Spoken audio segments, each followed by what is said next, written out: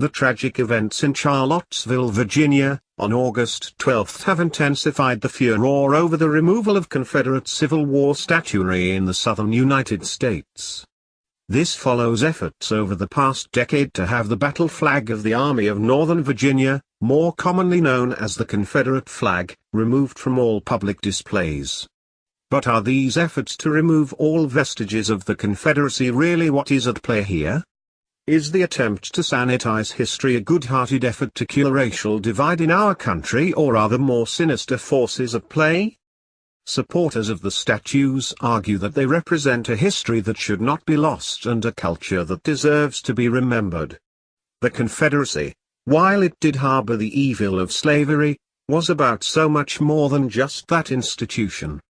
It was also about states' rights not being trampled on by the federal government. It was also about an agrarian way of life, lost in reality but remembered in history. Opponents maintain that anything having to do with a culture of white supremacy needs to be sanitized. They contend that all vestiges of an era, in which one race of people dominated another race of people, should be purged, completely, from any public display. But as President Trump suggested in a press conference on August 14, this idea of sanitization, taken to its logical conclusion, would need to include some pretty major players in American history. This week, it is Robert E. Lee. This week, Stonewall Jackson. Is it George Washington next? You have to ask yourself, where does it stop? The president asked. And the president has proven to be prophetic, as last week Chicago pastor James Dukes of the Liberation Christian Center called upon Mayor Rahm Emanuel to remove the names of George Washington and Andrew Jackson from parks on the city's south side. In an African American community, it's a slap in the face and it's a disgrace for them to honor someone who was a slave owner, Dukes said. 41 of the 56 signers of the Declaration of Independence were slave owners at some point in their lives. This number included Benjamin Franklin, Thomas Jefferson, and John Hancock. Does the fact that more than 70% of the signers engaged in the sin of slavery nullify that document entirely? The numbers for the signers of the Constitution are better but still not good.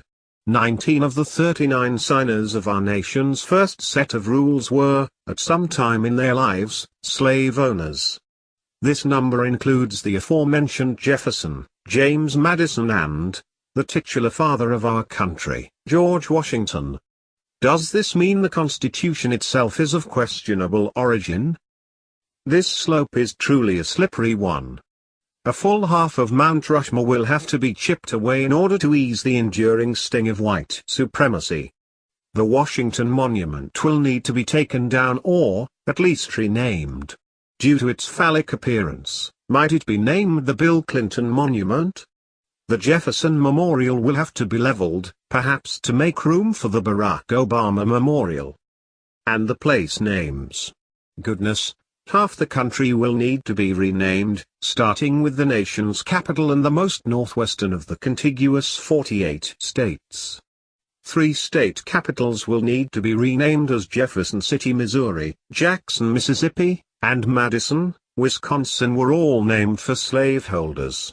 Columbus, Ohio should probably be thrown into that mix as well, since it was named for Christopher Columbus, whom historical revisionists tell us persecuted the indigenous people of the Americas.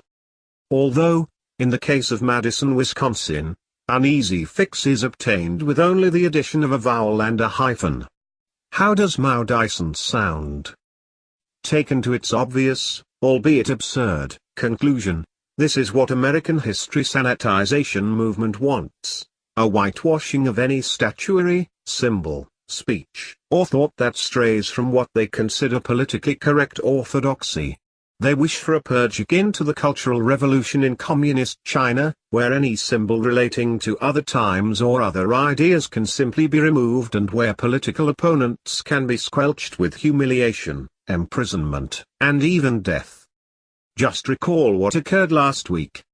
President Trump roundly condemned the violence in Charlottesville in a statement to the press. but he made the rhetorical mistake of condemning the violence on all sides, which caused the mainstream media to metaphorically tar and feather him for 48 hours.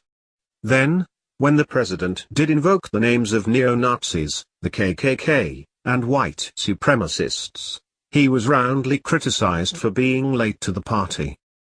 The mainstream news media foments this manufactured rage for several reasons. First, they, generally, agree with the ideology of it. Second, it drives their ratings, which are historically low right now. Third, and perhaps most importantly, the mainstream media has no idea of how to handle President Donald Trump.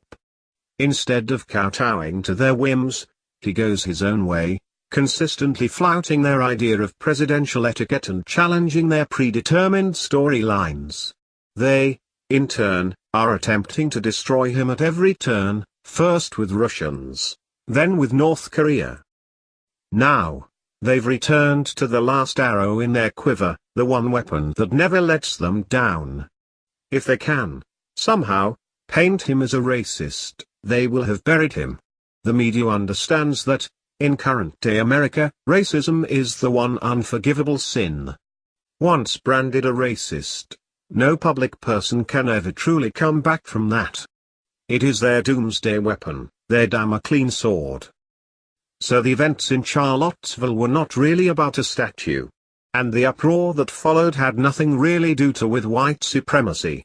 This is all about a Maoist attempt at cultural revolution and the news media's obsession with the white whale known as Donald Trump.